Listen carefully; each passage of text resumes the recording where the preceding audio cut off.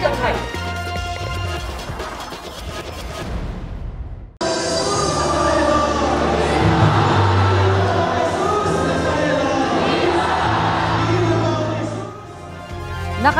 ang buong pwersa ng GMA Integrated News sa paghahatid ng pinakasariwang balita kaugnay sa pista ng Poong Jesus Nazareno. Live po ako mag-uulat mula rito sa Minor Basilica, National Shrine of Jesus Nazareno o Quiapo Church para sa sitwasyon ng mga deboto ngayong pista. At mula naman po dito sa GMA Integrated News Center, ihahatid din namin ang iba pang malalaking balita sa loob at labas ng bansa. Tuloy-tuloy ang oras-oras na misa dito sa Minor Basilica National Shrine of Jesus Nazareno o Quiapo Church. At tulad ng inaasahan, todo bantay ang mga kawani ng PNP at iba pang uniform service dito sa paligid ng simbahan kung saan libo-libo na ang nag-aabang para sa pagdating ng andas ng Poong Jesus Nazareno. Bukod sa seguridad, tinitiyak ng mga kawani ng PNP na maayos ang pagpasok ng mga deboto dito sa Plaza Miranda bago sila makapasok sa mismong Quiapo Church. Maulap ang panahon, hindi ganoon katirik ang araw pero ramdam ang init lalo na kapag nasa kalagitnaan ka ng umaagos na daloy ng mga tao. Tulad ng tradisyon, marami sa mga debotong naglalakad, nakayapak. Marami pa rin mga bata at maging mga sanggol sa kabila ng pakiusap ng mga otoridad na huwag na magsama ng mga bata dito sa bahagi ng Quiapo Church dahil sa inaasang dagsa ng mga tao. Gayunman, maayos pa rin naman ang sitwasyon sa paligid ng Quiapo Church, maging mga kalsadang papasok sa lugar na ito. Mula sa Espanya, naglalakad na yung mga tao papunta rito sa bahaging ito ng Quiapo dahil sinarado na yung kalsada. Napaka-festive ng atmosphere. Tulad ng mga nakarang taon, ang dami nagtitinda mula sa mga memorabilia hanggang sa mga pagkain. Ngayon hindi pa ganong siksikan pero mamaya tiyak na punong-puno na ng tao ang lugar na ito.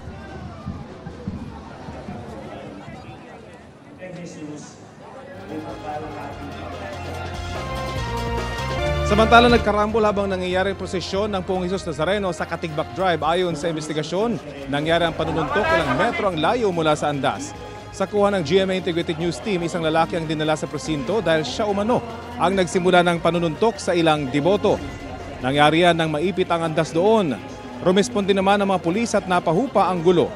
Nagpatuloy rin ang prosesyon. Ayon sa lalaki, kaibigan niya ang aksidenteng nakatama sa grupo ng kabataan at siya lang ang napagbalingan. Nagtamo siya ng ilang sugat sa katawan.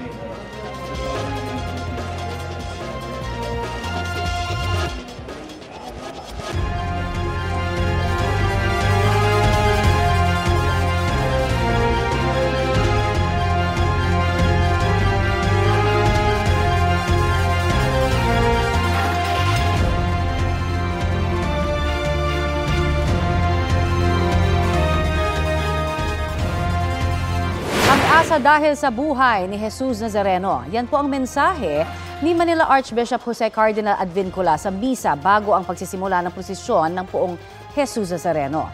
Ang ilang deboto na paluha sa tindihon ng pananampalataya sa Nazareno. Balitang hatid ni Bea Pinlac. Poong Jesus Nazareno, palakpakan natin ang mahal na Senyor. Libu-libong deboto. Libu-libong mga tuwalyang winawagayway, libu-libong panalangin, iisang Poong Jesus Nazareno. Binuhay ng matingkad na pananampalataya sa Poong Jesus Nazareno ang Misa Mayor sa Quirino Grandstand kanina. Ang ilan naluha sa pagdarasal, ang iba naman napaluhod ng kanilang pananampalataya. May pag-asa tayo dahil buhay si Jesus Nazareno. May pag-asa tayo dahil buhay ang mahal na Senyor. Sa tuwing sumisigaw tayo ng Viva sa mahal na Senyor, sinasabi natin na buhay ang mahal na Senyor. Buhay ang pag-asa natin dahil buhay ang mahal na Senyor. Si Nanay Susan halos isang dekada nang namamanata kasama ang pamilya niya. Ang asawa niya, napako raw ang mata noong 1997. Pero sa kabila ng pagsubok na ito, napuno pa rin ng mga milagro ang buhay nila. Hindi kami pinabayaan. Binigyan kami ng ibang hanap buhay. Lahat na mga pagsubok sa buhay namin, Sa kanya lang ako nagtatiwala. Diyos, talagang na-feel ko na hindi kami niya pinabayaan. Ramdam ko talaga. Hindi lang mga pamilya at magkakaibigan ang pinagsama-sama ng pananampalataya kay Nazareno. Ang grupo ni Nanay Rosita, hindi magkaano-ano, pinagbuklod ng kanilang panata. Hamon daw ngayon na maipasa ito sa bagong henerasyon. Hanggang ngayon, dinadasal ko, may tumanggap sana na magampanan yung aming ginagampanan para matuloy-tuloy ang pananampalataya namin sa Kanya. Ayon sa Philippine National Police, humigit kumulang 100,000 deboto ang sumalubong sa pista ng Jesus Nazareno sa Quirino Grandstand kaninang hating gabi. Relatively peaceful at maayos naman po yung ongoing mass po para po sa Poong Nazareno. Bea Pinlac, nagbabalita para sa GMA Integrated News. Magandang balita naman sa mga namamanata sa Poong Nazareno dahil magiging maayos po ang lagay ng panahon dito sa Metro Manila ngayong araw. Base po yan sa rainfall forecast ng Metro Weather, mababa ang tsansa ng ulan sa NCR sa mga susunod na oras. Maglalaro sa 22 hanggang 30 degrees Celsius ang temperatura ngayong araw ayon sa Pag-asa. Apektado ng amihan ang Metro Manila, Northern at Central Luzon. Shear line naman ang umiiral sa ilang panig ng Southern Luzon at Visayas. Asahan ang heavy to intense rain sa Camarines Norte, Camarines Sur, Catanduanes, Albay, Sorsogon at Northern Samar. Moderate to heavy rains naman sa Oriental Mindoro, Marinduque, Masbate, Romblon, Aklan, Capiz, Eastern Samar, Biliran at Leyte. Halos buong Visayas at Mindanao, maging sa Bicol Region ang uulanin. Pinapaalerto ang mga residente sa banta ng baha o landslide. Posible rin po ang ulan sa ilan pang bahagi ng Luzon. Ngayong Huwebes na itala ang 15.1 degrees Celsius na minimum temperature sa La Trinidad, Benguet, habang 23.6 degrees Celsius dito sa Quezon City. Ngayong amihan season, 13 degrees Celsius ang naitalang pinakamababang temperatura sa bansa. Sa La Trinidad, Benguet yan, naranasan nitong Lunes, January 6 ayon sa Pag-asa. Pinakamababa naman para sa Metro Manila ang 22 degrees Celsius na na-record noong ding Lunes. Ingat tayo mga kapuso laban sa matinding lamig. Sa ibang balita, halos 400 dayuhan ang arestado sa raid ng Bureau of Immigration kahapon sa Parañaque.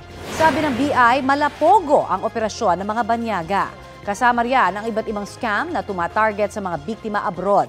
Nasa kustodiya sila ng BI at pinoproseso para sila ay mapanagot sa batas at mapadeport. Ngayong 2025, sisimula ng Department of Public Works and Highways ang ilang malalaking infrastructure projects. Kasama po riyan ang pagsasaayos sa EDSA para mapadali ang pag-commute ng mga biyahero. Gayon din ang Bataan-Cavite Interlink Bridge na daraan sa Manila Bay. Calamba-Sucat Expressway na daraan naman sa Laguna Lake. Pati tulay sa Zamboanga, Sibugay na magdurugtong sa Olutanga Island sa iba pang lugar sa Zamboanga Peninsula.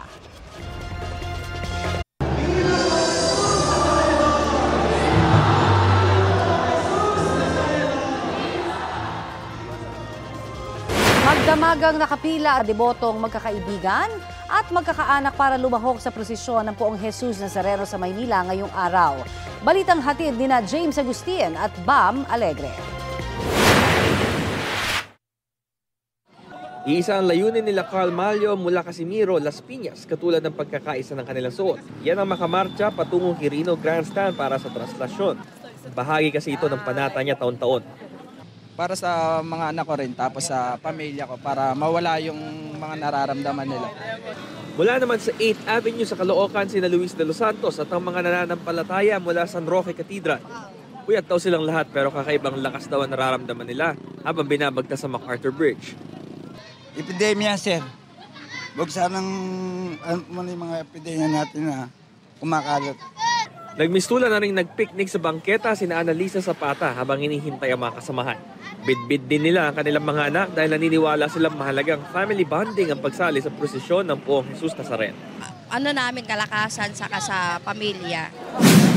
Mula sa Makati City ang mag-asawang Lucas at Luisa na halos 4 na dekada ng deboto ng Poong Nazareno. Alas 4 ng hapon pa sila nakapila para sa pagpupugay sa Quirino Grandstand. Hating gabi na nasa dulo pa sila ng pila sa South Road. Konting sakripisyo lang daw ito para sa kanilang pamamanata. Habang nabubuhay ako, dagdagan niya buhay ko. Yun na lang ang panalangin ko. Saka sa mga apo ko. Lalo-lalo na sa asawa ko. Doble ang pagdiriwang, kasabay kasi ng pista ng Poong Nazareno, ang ika-58 kaarawan ngayong araw ni Aling Luisa. Nagpapasalamat kami kasi binigyan pa kami ng mahabang buhay, mga anak ko, mga apo ko rin. Dahil sa siksikan at mahabang pila, hindi maiiwasan ng mga debotong nahihilo na mabilisang nare-respondihan ng medical teams. Gaya ni Sonia na 9 na oras nang nasa pila.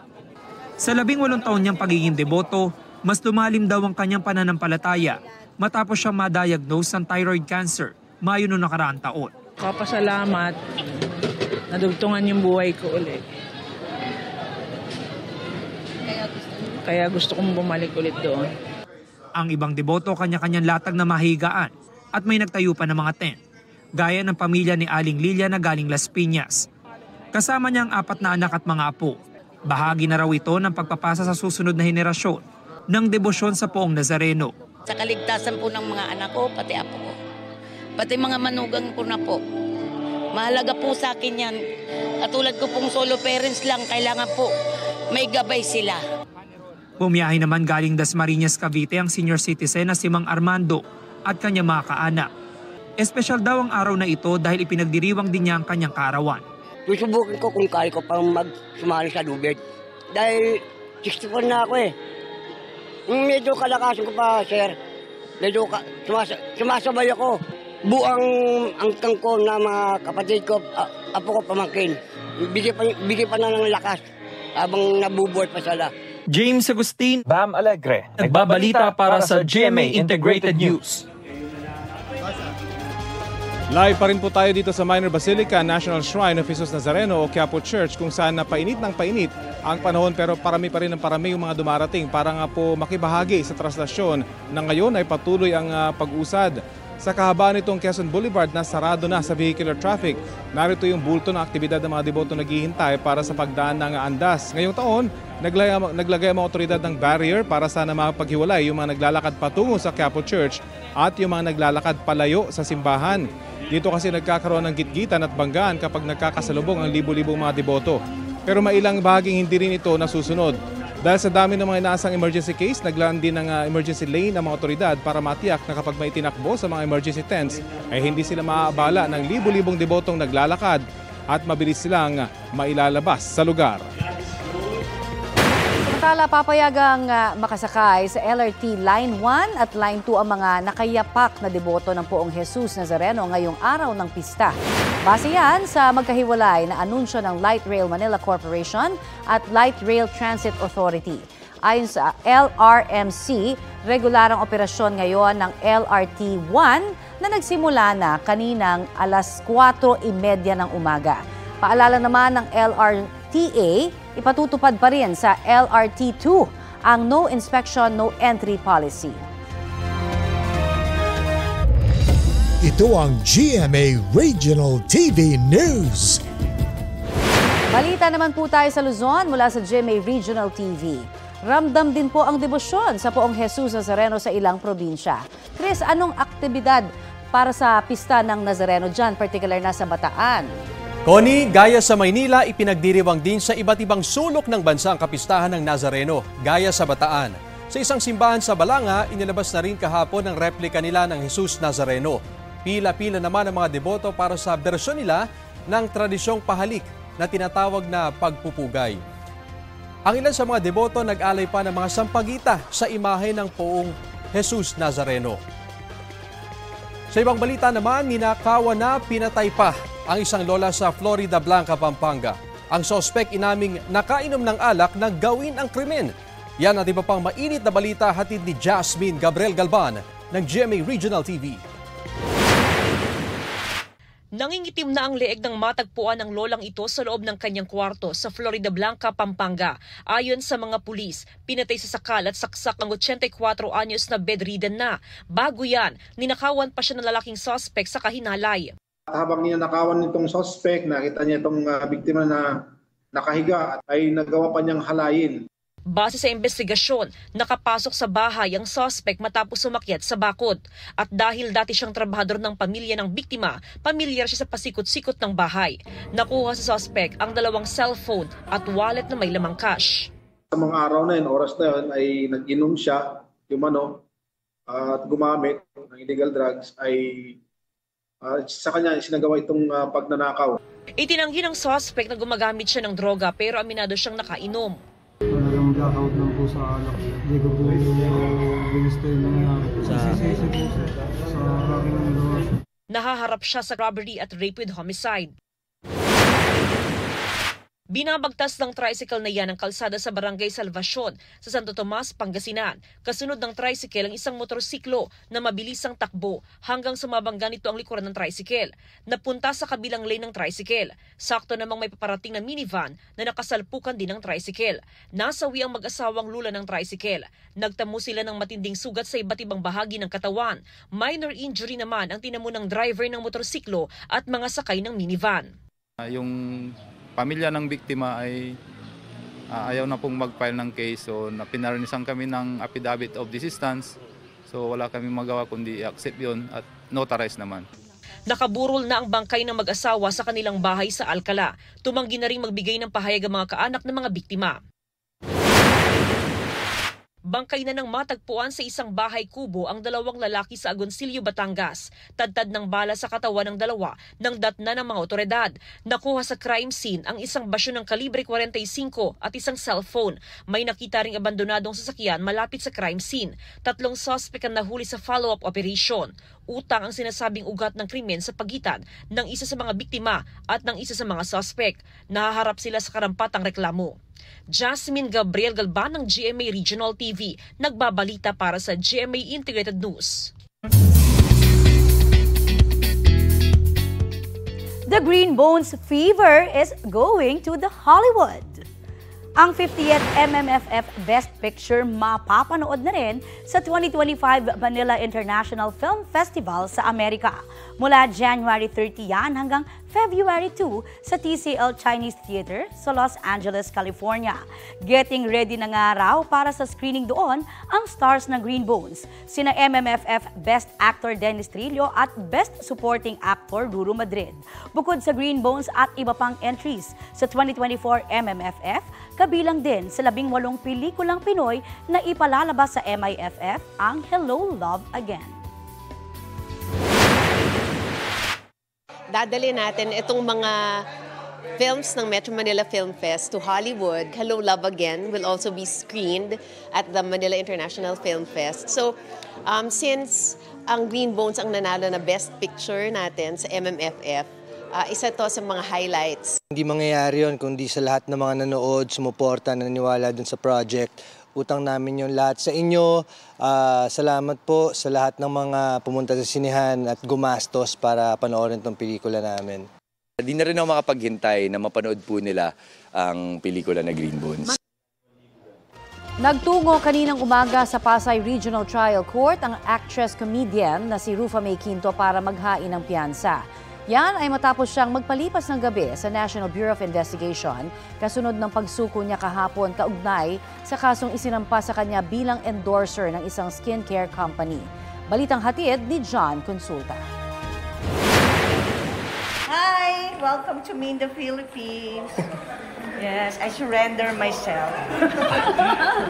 Paglapag ng eroplanong sinakyan ng aktres na si Rufa May Quinto mula San Francisco, California sa Amerika, sinilubong siya ng mga tauhan ng National Bureau of Investigation kasama ang kanyang abogado. Mula sa NAIA sa Pasay, diretso sila sa head office ng NBI para sumuko. Kamusta po kayo, ma'am? How are you? Okay naman, medyo pagod kasi galing US. At Matapos dumaan kay NBI Director Jaime Santiago, prinoseso ang mga papeles kaugnay sa kanyang pagsuko. Biktima din po tayo, kaya lahat haharapin, go, go, go. Hindi maganda kasi reputasyon ko na yung sinisira dito. Kaya rin haharap ako para i-clear ko yung name ko. Sa totoo lang, dapat ang hanapin nila yung may-ari. Wala naman akong kinalaman sa kanila. hindi ko naman sila na-meet o nakilala. In fact, ako din, hindi rin ako nabayaran. Nag-bounce lahat ng cheque. Ayon kay Rufa May, biniktima rin siya ng kumpanyang Dermacare nang kunin siyang endorser. Yung pumirma ako, tapos first down, talbog. Second down, talbog. So puro bounce. Hanggang sasabi, sorry. Kinancel din nila ako as endorser. Presumed innocent unless proven guilty. Kaya binibigay naman natin sa kanya yung assistance. Hindi naman siya pusakal na kriminal. Ayun. At sabi ko sa agents ko, tulungan nyo, makapagpiansa, asistihan nyo. No? Ay, hindi tayo nang iipit ng tao kahit sino pa man siya. Mula NBI sa Pasay, nagtungo ang grupo ng aktres sa Pasay Hall of Justice para maghain ng piyansa. We were posting bail, almost done na sana kami. Biglang sumama yung pakiramdam ni Miss Rufa May Quinto. Medyo nag-shoot up yung blood pressure niya. Probably due to stress or jet lag, yung pagod. But I think it's stress. We will continue the bail process first thing in the morning. Disyembre noong nakaraang taon nang kumpirmahin ng kanyang abogado ang warrant of arrest ng Pasay RTC laban kay Rufa May sa kasong paglabag sa Securities Regulation Code, kaugnay ng kanyang pagiging endorser ng Dermacare. Sangkot umano siya sa pagbebenta at pag-aalok ng security sa Pilipinas nang walang pahintulot mula sa SEC. Sinusubukan ng GMA Integrated News na makuha ang panig ng Dermacare ukol dito. Apila ng aktres, wag sana siyang husgahan at pakinggan muna ang buong kwento bago maniwala. Sana i-highlight nyo kung sino ba yung kawatan dito. Hindi porkit artista, ikaw na yung laging nasa news. Diba? Ibig sabihin, kailangan malinaw na hindi lang po ako, hindi yung mismo may-ari ang dapat habulin. Dawit din sa kaso ng Dermacare ang artista at businesswoman na si Neri Naig Miranda, asawa ni parokya ni Edgar frontman Chito Miranda. Dinakip si Neri pero pinalaya rin matapos kanselahin ng korte ang arrest warrant laban sa kanya. Hindi raw na ipagbigay alam kay Neri ang tungkol sa preliminary investigation ng Office of the City Prosecutor ng Pasay. John Consulta, nagbabalita para sa GMA Integrated News. Naghain ng piyansa si Rufa May Quinto ngayong umaga sa Pasay RTC para sa 14 na counts ng kasong paglabag sa Securities Regulation Code. Sa saglit na panayam sa media, nagpasalamat ang aktres sa mga taga-suporta at hindi pa rin nakalimutang magbiro. How are you, ma'am? Mabuti naman. Ito, todo na to. Thank you for joining.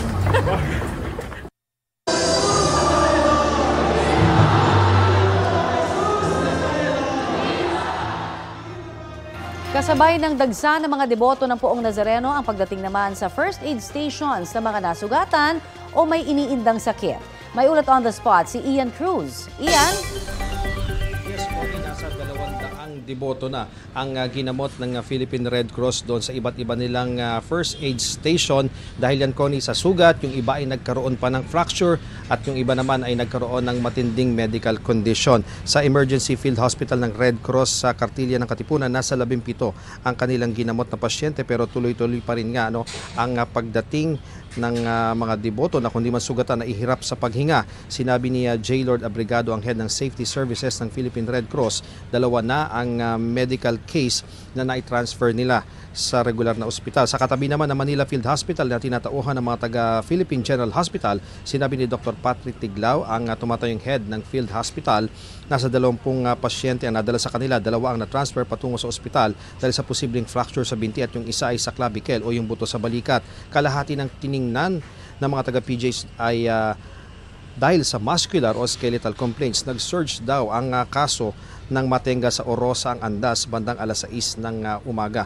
At Connie, kaninang madaling araw, mabilis naman yung andar ng Andas. Minuto lamang ang lumipas ay nasa tapat na ito ng MPD station malapit sa Manila Hotel. Sa kabila ng pagbabago ng disenyo, marami pa rin ang nagpumilit sumampa sa Andas, lalo na sa likod kung saan nakausli ang krus ng Jesus Nazareno. May punto pa nga na may moist din ang salamin ng Andas na kaagad namang pinunasan ng Hijos del Nazareno. Sa prosesyon, Connie, iba't ibang deboto ang ating nakilala. May matanda na hindi alintana ang edad, matuloy lang ang kanyang panata. May magulang naman nakasama pa ang anak na nakastroller para maaga pa lamang daw ay mamulat na sa pamamanata. At may PWD na putulang paa pero hindi raw dapat panghinaan ng loob sa kanyang pamamanata.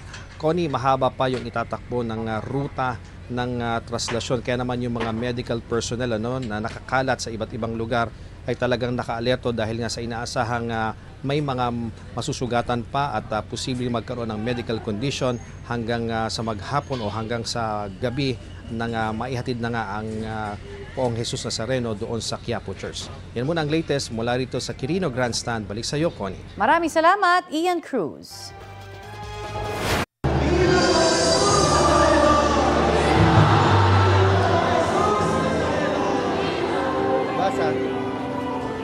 Live pa rin po tayo dito sa Quiapo Church o ang Minor Basilica National Shrine ng Jesus Nazareno.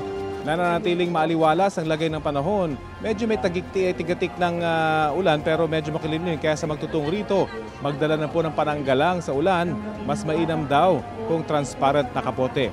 Ang inyo po napapanood ay live na kuha dito sa may kalsada sa harapan o sa gilid ng Quiapo Church kung saan napakarami na talaga ng mga tao. Meron din po tayong kuha dito naman sa loob ng simbahan kung saan tuloy-tuloy pa rin yung kada oras na misa na isinasagawa dito sa Quiapo Church.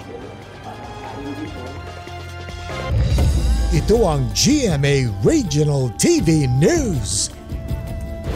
Balita sa Visayas at Mindanao mula naman sa GMA Regional TV. Sa Cagayan de Oro City, nabugbog na, nahulog pa ang 2 menor de edad sa gilid ng kalsada. Sara, anong nangyari? Connie, sa kalagitnaan nga ng rambol ng mga kabataan, 2 sa kanila ang nahulog sa gilid ng kalsada. Ang isa nahulikam na itinulak pala ng kaaway. Yan at iba pang mainit na balita hatid ni James Paulo Yap ng GMA Regional TV. Sa cellphone video na ito, makikita ang rambulan ng grupo ng mga menor de edad sa Cagayan de Oro City. Maya-maya, makikita ang isang lalaki na walang suot na pang-itaas at itinulak ang isa pang lalaki na nakaputi hanggang nahulog ito sa bangin sa Coastal Road. Pagkatapos, tumakbo sa lugar ang uploader ng video at doon na nakita ang lalaking nahulog sa bangin. Nang hinahanap nila ang nawawala umanong cellphone ng naturang lalaki, nalaman nila na may isa pang lalaki pala na nahulog din sa bangin na hindi lang nahagip ng kamera. Ayon sa Cagayan de Oro City Police, nirespondihan agad ang gulo. Kining duha ka minor de edad nga nagpahangin-hangin dito matud pa sa iyang stepmother. Kalit lang nga ulan giatake aning grupo nga mga minor de edad. Ayon sa pulisya, nakilala na nila ang grupo na nambugbog at nanghulog sa 2 minor de edad. Hindi na rin nagreklamo ang pamilya ng mga ginulping lalaki. Mas hinigpitan na ng pulisya ang police visibility sa lugar. Police Station 3 personnel sa nagpahigayon og follow-up para matagaagasulbaran ang naitabo. Isang malaking sawa ang nadiskubre sa kisame ng isang tindahan sa Tagbilaran, Bohol. Unang napansin ng tindero na tila may gumagalaw sa kisame. At nang suriin, dito na niya nakita ang buntot ng sawa. Agad na rumisponde ang taga Bureau of Fire Protection para makuha ang ahas. Sa laki nito, kinakailangang tuklapin ang bahagi ng kisame para makuha ang sawa. Ang sawa na may bigat na 35 kilos ay na-turn over na sa DENR. Paalala ng mga otoridad sa ganitong pagkakataon, mas maigi na humingi kaagad ng tulong para maiwasang matuklaw. James Paulo Yap ng GMA Regional TV, nagbabalita para sa GMA Integrated News. Nagsagawa rin ang prosesyon ng Poong Jesus Nazareno sa ilang lugar sa Mindanao, gaya sa Cagayan de Oro City at dito sa Davao City. May ulat on the spot si Cyril Chavez ng GMA Regional TV. Cyril. Sara, naging matiwasay at matagumpay ang ginawang traslasyon ng Poong Jesus Nazareno dito sa Cagayan de Oro City pati na rin sa Davao City kung saan libo-libong mga deboto ang dumagsa dito sa Cagayan de Oro City upang dumalo sa pista ng Poon. Pasado alas 5 ng umaga, inilabas na mula sa St. Augustine Metropolitan Cathedral ang imahe ng Poong Nazareno bilang tanda ng pagsisimula ng traslasyon 2025 sa Cagayan de Oro City. Agad umabante ang karo kung saan sakay ang imahen at dumaan sa Fernandez Street at lumiko sa Velez Street na isa sa mga pangunahing kalsada ng lungsod. Kita ang libo-libong deboto na dumagsa at nagpakita sa kanilang debosyon sa imahen. Ang ibang deboto, dala-dala pa ang kanilang mga replika ng imahen, sabay ang taimtim na pagdarasal. May mga humihiling ng maayos na kalusugan at buhay. may mga nagpapasalamat din sa biyayang natatanggap nila. Mahigit kumulang 13,000 na deboto na dumalo mula pa sa iba't ibang lugar sa Mindanao. Pasado alas 7 ng umaga, agad na ipasok ng mga ihos ang imahen sa Jesus Nazareno Parish, Archdiocesan Shrine of the Black Nazarene bilang tanda ng pagtatapos ng traslasyon. Ayon sa PNP, naging matiwasay ang traslasyon ngayong taon at malaking tulong umano rito ang kooperasyon ng publiko. Ayon rin sa City Disaster Risk Reduction Management Department ng LGU, wala silang narespondihan na mga debotong nasaktan o nahilo sa ginawang traslasyon. Maliban sa isang deboto na kanilang nasuri matapos tumabi sa gilid ng daan habang nangyayari ang prosesyon. Samantala sa Davao City naman, alas 4:30 ng madaling araw nang simulan ang traslasyon ng Poong Jesus Nazareno mula sa Black Nazarene Chapel sa New Lanzona, Matina, na sakop ng San Pablo Parish sa Davao City. Mula sa chapel, binaybay ng karong sakay ang imahen ang mga pangunahing kalsada ng Barangay Matina Aplaya at Barangay Matina Crossing. Habang tumatagal ay mas nadadagdagan ang mga nakikiisa sa traslasyon. Bitbit ng mga deboto ang kani-kanilang imahen ng Poong Jesus Nazareno at ang mga nakasinding kandila habang taimtim na nag-aalay ng dasal. Umabot ng 2 oras ang traslasyon at mag-aalas 6:30 na ng umaga na ibalik sa Black Nazarene Chapel ang imahen. Sara, sa ngayon, tuloy-tuloy ang misa na isinasagawa dito sa Jesus Nazareno Parish, Shrine of the Black Nazarene dito sa Cagayan de Oro City. Ayon naman sa otoridad, tuloy-tuloy ang seguridad na kanilang ginagawa sa loob at labas ng simbahan, lalo pat patuloy pa rin ang pagdayo ng mga deboto. Sara. Maraming salamat, Cyril Chavez ng GMA Regional TV. Patuloy pa nga rin po ang pagdagsa ng mga debotong nakilahok sa pista ng Jesus Nazareno. At ngayon, kausapin natin si Reverend Father Robert Arellano, ang parochial vicar ng simbahan at spokesperson ng Nazareno 2025. Magandang umaga at welcome po sa Balitang Hali. Magandang umaga po sa inyong lahat at magandang umaga din sa lahat ng ating mga tagapanood. Sa ngayon po, ano po yung palagay nyo, yung takbo ng andas sa ngayon? Kasi kaninang umaga ang sabi nila mabilis. Pero ngayon, nasaan po ngayon yung andas? Ito po, no, taon-taon po ay talagang nararanasan natin. May mga mababagal, may mga pagbilis. Kaya lagi po naming sinasabi, it's too early to predict whether magiging mabilis or mabagal ang pag-usad o pagbalik dito ng mahal na Poong Jesus Nazareno. Kasi at some point, hindi natin alam yung mga pagbuhos ng tao. Kasi minsan may mga taong sumasalubong into this particular area, minsan naman sa ibang area sila dumadami. So ngayon, wala pa po tayong talagang specific estimate. Pero ang sa nakikita po natin, normal yung kaganapan na may pagbilis at pagbagal. Siguro mamayang hapon, pag medyo malapit na sila dito sa area ng Quiapo, no? Saka natin malalaman kung ito ay magiging mabilis or mabagal. Minsan nga within the area na lang tayo, inaabot pa tayo ng oras. So, hindi natin agad masabi po. Pero may epekto na po ba kayo dun sa pagbabagong ginawa, dun sa mismong andas? Mas konti na ba yung sumasampa ngayon kaysa ng mga nakarang taon? Opo, malaki na po yung mga pagbabago natin. Kagaya nga yung nangyari nung isang taon, tayo ay nakapagpatala ng pinakamabilis na pagpuprosesyon. Dahil nung isang taon din tayo nagkaroon ng bagong andas na kung saan nilagyan ng glass enclosure ang ating mahal na Poong Jesus Nazareno. Kaya yung mga pagbabagong naganap at yung pagpapatuloy ngayong taon na ito, malaki po yung talagang epekto sa pag-usad ng ating mga prosesyong nagaganap. At mamaya pagdating po ng andas dito, papayagan pa rin po makapasok yung mga deboto pag pumasok na po yung Poong Jesus Nazareno sa loob ng simbahan? Generally, ang nangyayari, dahil milyon-milyong tao yung nakabuntot, no, sa prosesyon, lalong-lalo na sa harap at likod ng mahal na Poong Jesus Nazareno, kapag pasok po ng andas sa loob ng simbahan, ang ating gate ay temporaryong kino-close po yan. Kasi hindi po natin makakayanang i-accommodate ang dami ng tao na makapasok sa loob ng simbahan. Kaya may mga hanay po tayong kapulisan, mga ihos de Nazareno na nasa harap ng ating simbahan para magbarikada upang pigilan yung mga ibang tao na makapasok sa loob. Dahil nga kung ito ay nakabukas lamang, ang lahat ng tao ay magpupumilit na pumasok sa loob. And since limited ang space ng ating simbahan, we cannot accommodate all of them. So hihintayin po magbukas bago makapasok po ulit itong mga deboto? Ang mangyayari, may mga taong nakabarikada. Kapag ka pumasok na po ang andas, isasarado ang gate. Once na nasa normal ng kalagayan, magdadasal ng bahagya, saka po muling bubuksan ang simbahan. Dahil ito rin po ang entry point sa lahat ng ating mga misa po. Ngayon po national feast na ito, hindi ba? Nakikipag-ugnayan din po ba ang simbahan ng Quiapo sa ibang translasyon sa ibang lugar sa bansa? Actually, independent po ang mga selebrasyon natin. Kung inyong may tatanong sa iba't ibang bahagi ng Pilipinas, ay pwede na silang magdiwang. Ang common na natin dito ay yung liturhiya. Pareho ang liturhiyang ginagamit para sa karangalan ng mahal na pong Jesus Nazareno. Pero ang mga gawa, independe na sa kanila. Depende na sa mga parish priest, sa mga obispo, saka sa mga vicar for na kanilang kinalolooban. Bagamat unpredictable po kung hanggang gaano kahaba itong translasyon ngayong taon. Pero yung bilang po, dumadami kada taon. Ngayon po ba, ganun din po ba yung inaasahan natin? Dahil nga medyo maaga pa, so far what we can give is yung ating estimate as of this point in time. Pero hindi pa po ito final dahil may mga kinukonsider pa po.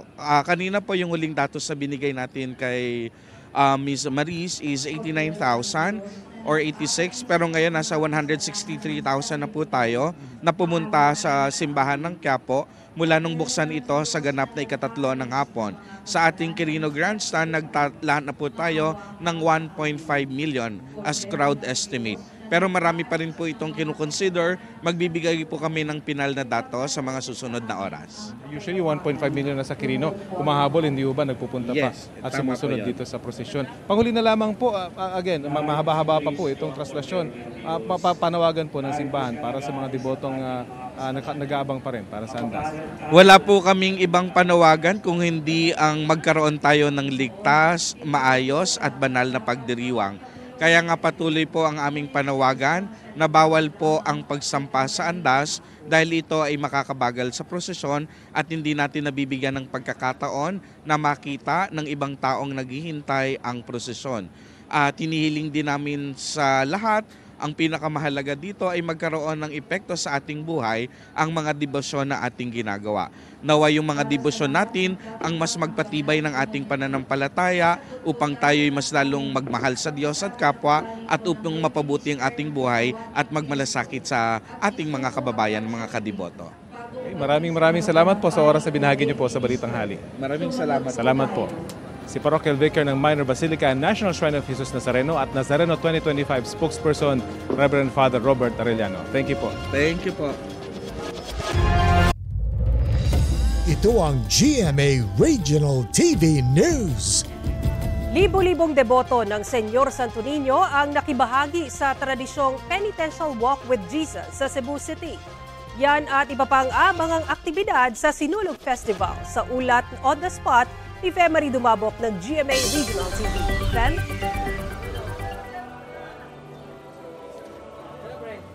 Sara, hindi nga nagpapigil sa ulan ng libo-libong deboto ng Senyor Santo Niño dito sa Cebu City na sumama sa Penitential Walk with Jesus kaninang madaling araw. Kahit pa may naranasang pag-uulan kaninang alas 3 ng madaling araw, nagsidatingan ng mga deboto sa assembly area sa Fuente Osmeña Circle. Ang taunang Walk with Jesus ang hudyat ng pagsisimula ng 9-day novena para sa 460th Fiesta Senyor. Mapabata man o matanda, karamihan sa kanila may bitbit na imahe ng Senyor Santo Niño at kandila. Alas 4:20 ng madaling araw nang simula ng prosesyon at matapos ang mahigit isang oras, dumating ang imahe ng Santo Niño sakay ng karosa sa Basilica Minore del Santo Niño de Cebu. Hindi mahulog ang karayom sa Pilgrim Center dahil sa dami ng mga deboto. Pagdating ng karosa, agad na sinimula ng unang misa na pinangunahan ni Reverend Father Andres Rivera Jr., OSA, ang rektor ng Basilica Minore del Santo Niño. Dahil nasa 5,000 lang ang maximum capacity ng compound ng simbahan, hindi na nakapasok ang maraming deboto na mas pinili na lang na manatili sa labas ng simbahan para makadalo ng misa. Sa palibot ng basilika, may itinayong LED wall para makita ang kaganapan sa loob ng Pilgrim Center. Upang masiguro ang kaligtasan at seguridad ng mga deboto, nag-deploy ng police, BFP at AFP at force multiplier sa loob at labas ng simbahan. May mga medical station at personnel rin sa paligid at sa loob ng compound ng basilika. Sara, halos kada oras ang isinasagawang misa nobenaryo hanggang alas 7 ng gabi sa loob ng 9 na araw. At sa susunod na Biyernes, January 17, gagawin ang Walk with Mary at traslasyon at susunod ito ng Fluvial Procession sa Sabado, January 18. At sa January 19 naman, gaganapin ang taunang Sinulog Grand Parade. Viva Pit Senyor! Sara? At Femery Dumabok ng GMA Regional TV.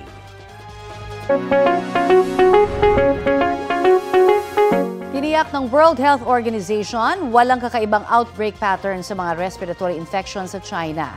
Ayon sa WHO, karaniwan ang tumataas ang kaso ng acute respiratory infection sa China tuwing winter season.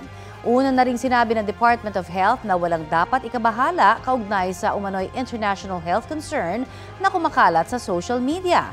Sa datos ng DOH, mas mababa ang naitalang influenza-like illness sa bansa noong Disyembre kumpara sa naitala noong 2023. Patuloy ang paalala ng mga health experts na manatili na lamang sa bahay kung may sakit para maiwasan ang hawaan.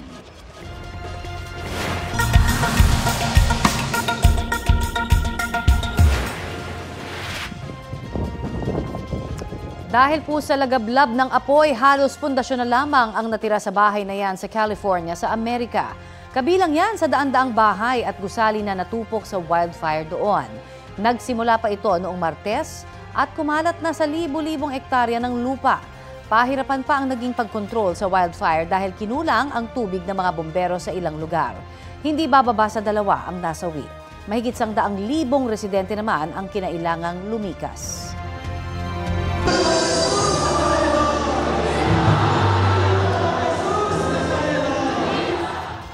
Patuloy ang pagdating ng mga debotong gustong magsimba sa Minor Basilica and National Shrine of Jesus Nazareno ngayong pista ng Poong Jesus Nazareno. At kasunod niyan, marami pa rin po yung mga nakumpiskang gamit na bawal na dalhin sa loob ng simbahan.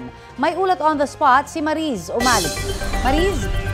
Connie, katatapos-tapos lamang ng ika-21 Fiesta Mass dito sa Quiapo Church. At sa likuran ko makikita nyo ay ang patuloy na pagbabasbas. Tuwing after the Mass, nagbabasbas po ng mga deboto na dumalo po sa misa. Ito pong karamihan na nakikita po natin ngayon ng mga deboto dito sa may Plaza Miranda ay sila naman po yung dadalo sa susunod na misa at papasok sa loob ng simbahan para sa ika-22nd Fiesta Mass.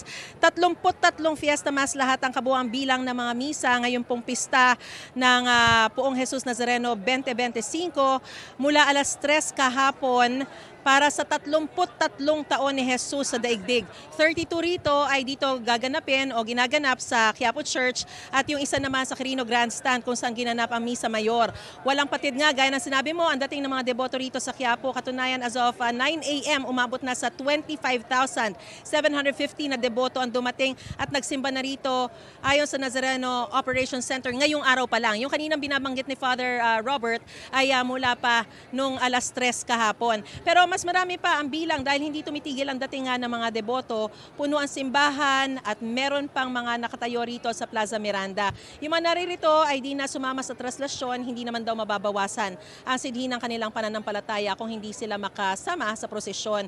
Meron nga tayong nakausap kanina mula pa Lucban, Quezon, meron din mula pa sa Samar, pero talagang nagbiyahe para makadalo ng misa ngayong pista ng Quiapo dito sa Quiapo Church. At sa dami nga ng tao, mayroon tayong naabutang nahimatay na agad naman nilapatan ng first aid. Bawat naman papasok dito sa simbahan ng Quiapo, dito lang pwedeng dumaan sa may Villalobos Street at kailangan dumaan sa mobile scan trailer at walk-through metal detector. Napakarami nga ng mga nakumpiskang mga bawal sa simbahan gaya ng mga matatalim na bagay, gunting, katala, liabe at napakaraming mga lighter. So kung ayaw nyo po makumpiska at baka hindi nyo na po mabawi yan, wag nyo na pong dalhin yan pag pupunta kayo dito sa Quiapo Church. Kahit naman na maaraw ngayon at kanina medyo maambon-ambon, hindi natitinag ang mga deboto na isinasa puso ang tema at mensahe ng Nazareno 2025. Mas mabuti ang pagsunod kaysa paghahandog sa mga umaasa kay Jesus, pagsunod na walang reklamo, buong pagpapakumbaba at mapagparaya. At yan ang pinakahuling sitwasyon ngayon dito. In a while ay magsisimula na po ang ika-22 Fiesta Mass dito sa Quiapo Church. Yan ang pinasariang balita mula dito sa Quiapo Church. Balik sa iyo, Connie. Maraming salamat, Mariz Umali. Pinabulaan na naman ni Manila Mayor Honey Lacuna ang ilang sinabi ng dating garbage collector ng lungsod na Leonel Waste Management Corporation. Muling iginiit ng alkalde na inabandona ng Leonel ang kanilang obligasyong maghakot ng basura mula pa noong December 30, batay raw sa mga ulat ng barangay. Ito'y kahit hanggang December 31 pa ang kanilang kontrata. Una na yang itinanggi ng Leonel. Hanggang bukas, January 10, ang ibinigay na deadline ng alkalde sa mga bagong kinontratang garbage collector para hakutin lahat ng mga nakatambak na basura sa lungsod. Kaugnay naman po sa bayarin, nilinaw ni Lacuna na walang 561 million pesos na utang ang Manila LGU sa Leonel. Dumaraan daw sa proseso ang disbursement o paglalabas ng pera para bayaran ang kumpanya. Sabi pa ng alkalde, nabayaran na ang para sa unang 4 na buwan ng 2024 at meron na ring pondo para noong Mayo at Hunyo. Anya, hindi ito masasabing utang kundi due and demandable, gaya raw ng nakasaad sa pinirmahan nilang kontrata. Wala pang sagot ang Leonel sa mga dagdag na sinabi ng alkalde ukol sa mga bayarin. Samantala, Bantay Bulkan po tayo, 3 beses nagbuga ng abo ang Bulkang Canlaon kahapon. Ayon sa PHIVOX, tumagal ang mga yan ng ilang minuto hanggang halos 2 oras. Sa nakalipas na 24 oras, 21 volcanic earthquake naman ang nangyari sa Canlaon at nagbuga ito ng halos 5,600 tonelada ng asupre. Mga indikasyon daw yan ng magmatic unrest o pananatili sa Alert Level 3 ng Canlaon. Pinaghahanda ng Office of Civil Defense 6 ang mga residente roon dahil posibleng pumutok ulit ang bulkan. Ang Negros Occidental Provincial Government naman, tinitingnang long-term solution ang permanenteng relokasyon sa mga nakatira sa 4-kilometer permanent danger zone ng Canlaon. At ito po ang Balitang Hali. Bahagi kami ng mas malaking misyon. Ako po si Connie Sison. Kasama niyo rin po ako, Aubrey Carampel. At live mula rito sa Quiapo Church, Rafi Timo po, para sa mas malawak na paglilingkod sa bayan. Mula sa GMA Integrated News, ang News Authority ng Filipino.